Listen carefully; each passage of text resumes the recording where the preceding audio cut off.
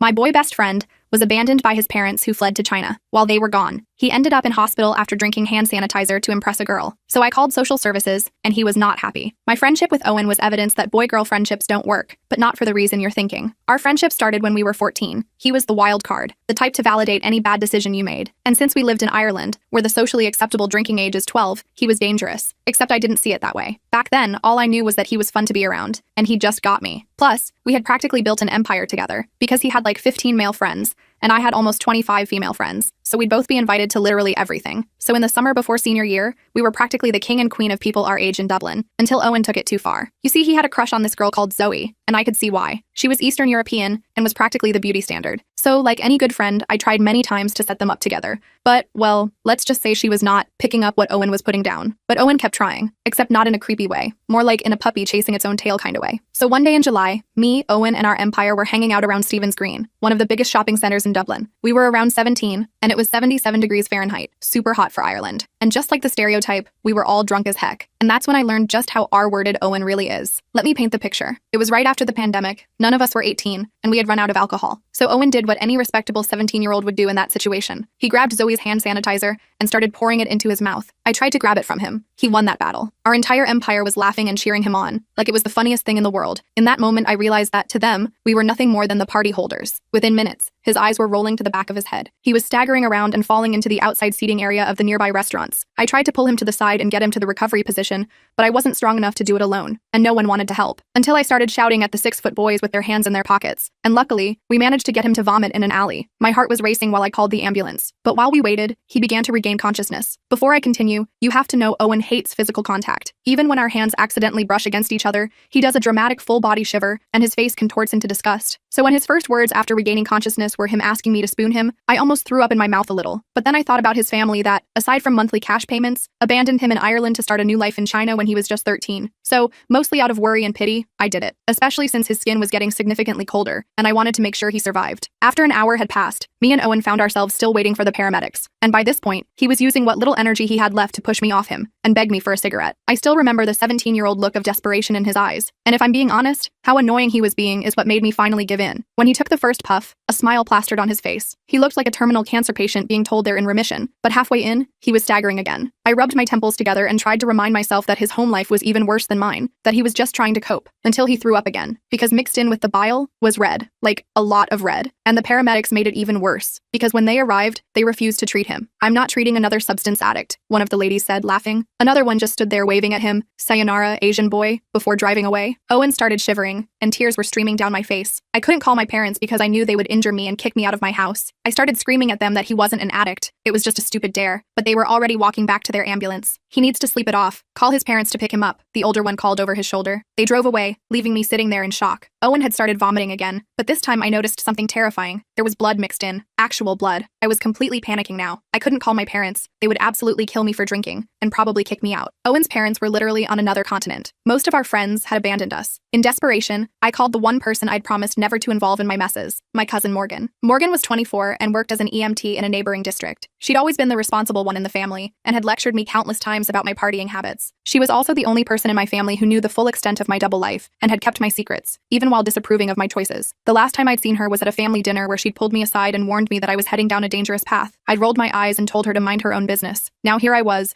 begging for her help from a dirty alley while my best friend vomited blood. The irony wasn't lost on me, even in that moment of panic. But Morgan was also the only medical professional I knew who might actually help without calling my parents. She answered on the third ring, and I immediately burst into tears, explaining everything in a rush. To her eternal credit, Morgan didn't waste time lecturing me. She just asked for our location and said she'd be there in 15 minutes. True to her word, Morgan's car screeched into the alley exactly 14 minutes later. She jumped out with a medical bag and immediately knelt beside Owen. After checking his vitals and examining the hand sanitizer bottle, her face got really serious. "This contains methanol, not ethanol. He needs a hospital right now, or he could go blind or worse." I started crying harder at that, and Morgan made a quick decision that could have cost her her job. She was off duty but had access to her ambulance. She ran back to her car, drove it away, and returned 5 minutes later in an official ambulance. She loaded Owen in, hooked him up to some monitors, and told me to get in. If anyone asks, I was driving by and saw you. Understood? I nodded gratefully, holding Owen's cold hand as Morgan drove with the sirens blaring. The drive to the hospital was a blur of flashing lights and Morgan barking medical terms into her radio. Owen drifted in and out of consciousness, occasionally squeezing my hand so weakly it was barely perceptible. I kept replaying the moment he grabbed the sanitizer, wishing I'd been faster, wishing I'd stopped him, wishing I'd never introduced him to Zoe in the first place. The guilt was overwhelming, even though logically I knew this was his decision. Morgan kept glancing at me in the rearview mirror with a mixture of concern and disappointment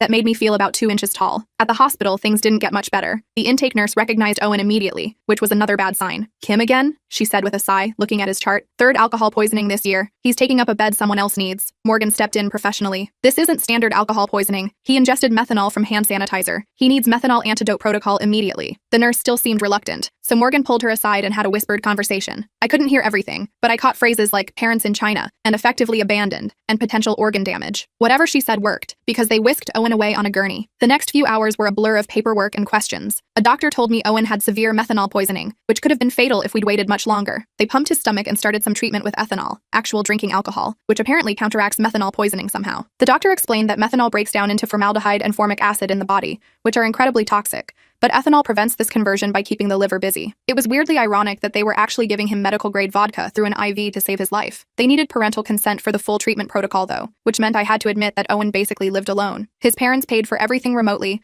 but weren't physically present in his life. This triggered a whole other set of problems, as the hospital was required to contact social services. I waited in the hallway, while a series of hospital staff and administrators discussed Owen's situation in hushed tones. Occasionally, one of them would emerge to ask me another question about his living situation, each time looking more concerned than the last. I felt like I was betraying him by revealing his secrets, but also knew that continuing to hide the truth could literally kill him. A social worker named DT arrived within an hour and started asking me tons of questions about Owen's living situation. While all this was happening, my phone was blowing up with notifications. Word had spread throughout the empire about what happened, but not in a supportive way. Someone had forwarded me screenshots of a group chat where people were making jokes about Owen drinking hand sanitizer. Zoe was apparently telling everyone he did it to impress her, which made the whole thing seem even more pathetic. JP, who had been Owen's friend since primary school, had started a poll asking whether drinking hand sanitizer or eating Tide Pods was more stupid. These were people who had been at Owen's home less than 48 hours ago, drinking his parents' expensive liquor and using his PlayStation. Now they were treating his medical emergency like the latest meme. Some of them were even using the hashtag #SanitizeSurvivor mockingly in their stories, which made me physically ill. The rage I felt seeing those messages was unlike anything I'd experienced before. When Stacy, the biggest gossip in our group, had the audacity to show up at the hospital to see how he was doing, but really to get more gossip, I completely lost it. I confronted her in the waiting room, screaming about loyalty and friendship until security had to intervene. They almost kicked me out, but Morgan vouched for me, explaining I was just stressed about my friend. Stacy left in tears, but not before telling me that everyone thought I was overreacting, and that Owen would be fine. He always is. Her dismissive attitude made me realize how normalized Owen's self-destructive behavior had become in our social circle. It wasn't just that they abandoned him in a crisis. They genuinely didn't understand that this time was different, that he could have died. The worst part was realizing that I had been part of creating this culture,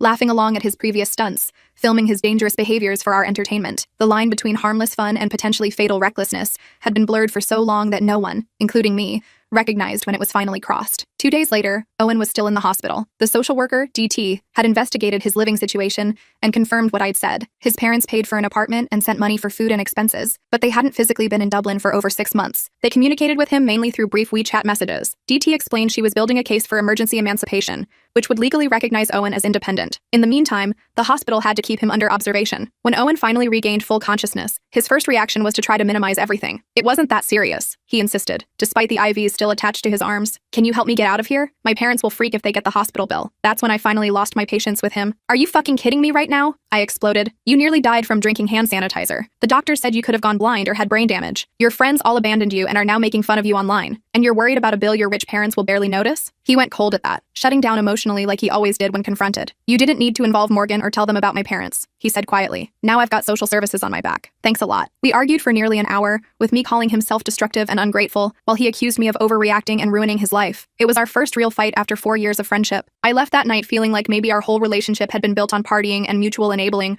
rather than actual friendship. That feeling only intensified when we discovered the Empire had planned a massive party that weekend and had explicitly uninvited both of us. One of Owen's former best friends, JP, posted in the group chat, "No hand sanitizer drinkers or their babysitters allowed. We want to actually have fun." From Owen's hospital window, we could see the Instagram stories posting in real time from the party, which was happening at JP's house where we'd all hung out countless times. People were posting selfies in the exact spots where Owen and I had taken our own photos just weeks earlier. Someone was wearing Owen's vintage Bulls cap that he'd left there after the last party. It was like we'd been completely erased and replaced, as though our 4 years as the center of this social group had never happened. The complete social exile hit Owen harder than me. I was angry, but he seemed genuinely bewildered that people he'd considered close friends would turn on him so quickly. I would have done anything for those guys, he said quietly, watching the stories update. I let them drink my parents' expensive liquor, crash at my place whenever they needed to. I thought we were brothers. I tried to comfort him, telling him they weren't worth it anyway, but he suddenly lashed out. This is all your fault. If you hadn't made such a huge deal about everything and called fucking social services, we'd still be at that party right now. I left the hospital that night wondering if our friendship was even worth saving. For 3 days after Owen was released, he completely ghosted me. Wouldn't answer calls or texts. I knew he was back in his apartment because the social worker had updated me, but he was clearly avoiding any contact. I tried everything, leaving voicemails, sending memes that usually made him laugh, even standing outside his building once like a complete stalker before losing my nerve and leaving. The silence from him hurt more than I expected, especially after everything we'd been through. I found myself compulsively checking the Empire's social media,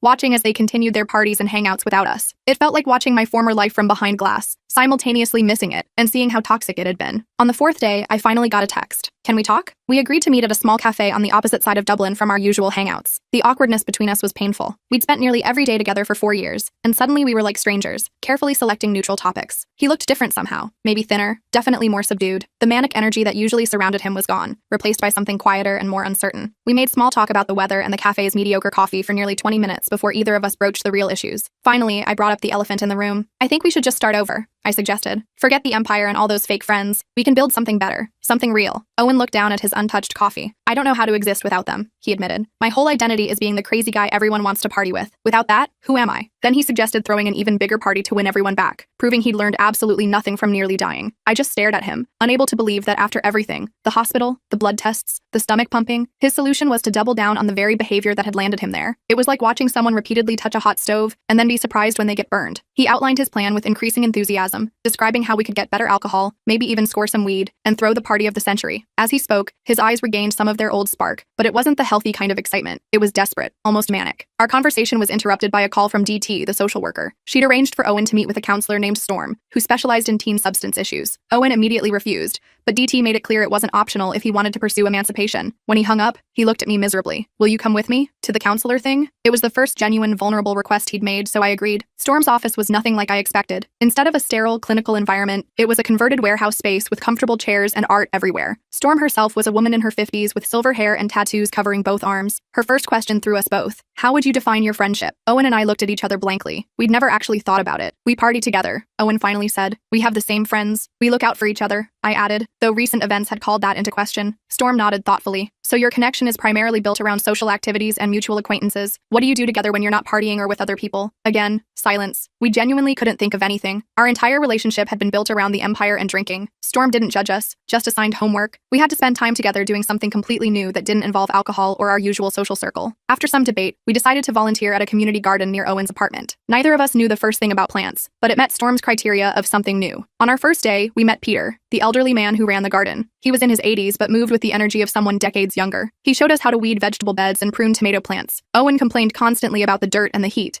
and I nearly gave up on the whole exercise. But then Peter sat us down during a water break and shared his own story. He'd been an alcoholic in the 1970s in Dublin, drinking away his youth until a near-death experience similar to Owen's. I chose plants because they demand patience, he told us. You can't rush a tomato to ripen. You can't force a seed to grow faster by yelling at it. Nature taught me the patience I needed for recovery. Something about Peter's quiet dignity resonated with Owen in a way my lectures never had. We were just getting ready to leave when 2 familiar faces appeared at the garden gate, Zoe and JP, the very people whose attention Owen had been desperate to recapture. They sauntered in with smirks, JP filming on his phone. Wow, community service already? Zoe called out, laughing. Didn't realize hand sanitizer was that illegal? I tensed, expecting Owen to either try to impress them or retreat in shame. Instead, Peter stepped forward. These young people are volunteers, not serving any sentence except perhaps the one life gives us all, the mandate to grow and improve. They're welcome here. Are you interested in joining them? His simple dignity left them momentarily speechless. JP lowered his phone, suddenly looking uncertain. Nah, we were just passing by, he mumbled. When they left, Owen was quiet for a long time. That was the first time I've ever seen JP back down from anything, he finally said. Peter didn't even raise his voice. Just as we were starting to make progress, Owen got devastating news. His parents were returning to Dublin, but not for the reason he'd hoped. They were coming to sell their property and finalize arrangements to send Owen to a boarding school in China. They'd be in town for exactly 1 week, which gave us precious little time to convince the courts to approve his emancipation petition. We worked frantically with Morgan and DT to gather evidence of his parents' neglect, bank statements showing their minimal contact, school records of missed parent-teacher conferences,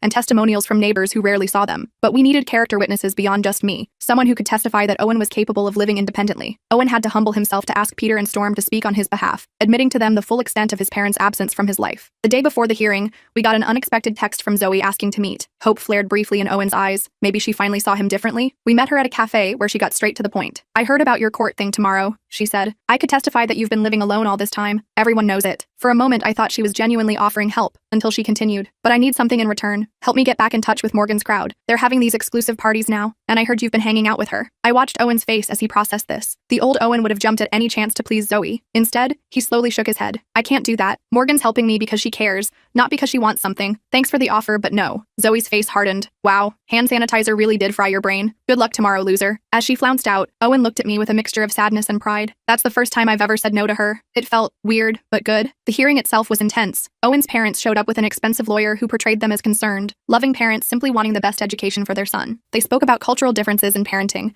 and their desire to give Owen independence while supporting him financially. It was a convincing performance until Owen's barrister cross-examined them. When was the last time you attended a parent-teacher conference at Owen's school? Blank stares. Do you know who his best friend is? They pointed at me but couldn't remember my name. The real breakthrough came when their lawyer accidentally referred to Owen as their obligation, rather than their son during closing arguments. The judge noticed, raising her eyebrows slightly before granting temporary emancipation pending a 6-month review of Owen's progress. Outside the courthouse, Owen was ecstatic. We should celebrate. Let's throw a party at my place. Just us and some actual friends this time. When I hesitated, his face fell. What's wrong? I thought you'd be happy. I am happy for you, I said carefully. But celebrating with alcohol after everything that's happened, it feels like going backward. You sound like Storm, he complained. One drink isn't going to kill me. It's not about one drink. It's about patterns. We fall back into the same habits and you've changed, he interrupted, anger flashing in his eyes. You used to be fun. Now you're just boring. He stormed off, leaving me standing alone outside the courthouse. For the next week, I threw myself into gardening with Peter, ignoring Owen's increasingly frequent texts asking if I wanted to hang out. Peter noticed my distraction and finally asked what was troubling me. I explained the whole situation, our toxic friendship, the Empire's collapse, and my fear that Owen was slipping back into old patterns despite everything. Peter listened without interrupting, then said something I'll never forget. True friendship isn't about making each other comfortable in destructive habits. It's about being honest even when it hurts. That night, I wrote Owen the longest message I'd ever sent him, explaining why our friendship as it existed before couldn't continue. I told him I cared about him too much to watch him self-destruct again. I said I didn't want to be his enabler or his babysitter, but I also didn't want to lose him entirely. I explained that real friendship meant wanting the best for each other, even when it was difficult. After I sent it, I was sure he'd hate me forever. 3 days later, he showed up at the community garden. He was sober, his eyes clear as he asked if he could talk to me privately. I read your message like 50 times, he said when we sat down on a bench away from the others. At first I was pissed, then I was hurt, then I realized you were right. He explained that he'd gone to an extra session with Storm, showing her my message. She said it was the most mature thing she'd seen from either of us. She also explained something I never understood before, why boy-girl friendships like ours don't work. I raised an eyebrow, assuming he meant the usual cliche about romance inevitably developing. Not what you're thinking, he clarified. She said friendships don't work when they're built on enabling and codependency rather than genuine care. That's what we were doing. I validated your need to rebel. You validated my recklessness, and we called it friendship. Over the following months, we actually rebuilt our relationship from scratch. I helped Owen navigate living independently while he started taking classes at a community college. We still hung out, but instead of wild parties, we had movie nights and study sessions with Morgan and a few new friends we'd made through Peter's community center. Sometimes we'd spot members of our old empire around Dublin, but they felt like strangers from another lifetime. By Christmas, exactly 5 months after the hand sanitizer incident, Owen received formal emancipation. We celebrated with sparkling cider in the community garden greenhouse that Peter had let us renovate as our project. That night, Owen told me something he'd never admitted before. I kept you at arm's length all these years because I was terrified of genuine connection. After my parents basically abandoned me, I figured everyone would eventually leave, so I never let anyone get too close. I confessed my own truth. I enabled your behavior because having an empire made me feel less invisible in my own dysfunctional home. My parents barely noticed me unless I was causing problems. We're not perfect now. He still sometimes yearns for his wild days, and I still occasionally enable his bad ideas. But we're learning. Our friendship works now because we've stopped trying to escape our problems through each other, and instead face them together, side by side rather than falling into each other. And that's the real reason why boy-girl friendships like ours don't work without effort. Not because they inevitably turn romantic, but because without honesty, boundaries, and genuine care, they become just another way to hide from ourselves. So yeah, that's the story of how I watched my best friend drink hand sanitizer and accidentally destroyed our teenage empire. Not my proudest moment, but maybe sharing it here will help someone else recognize toxic patterns in their own friendships before they end up in an alley holding their half-dead friend while waiting for an ambulance. Dublin teenage social scene, man. It's no joke.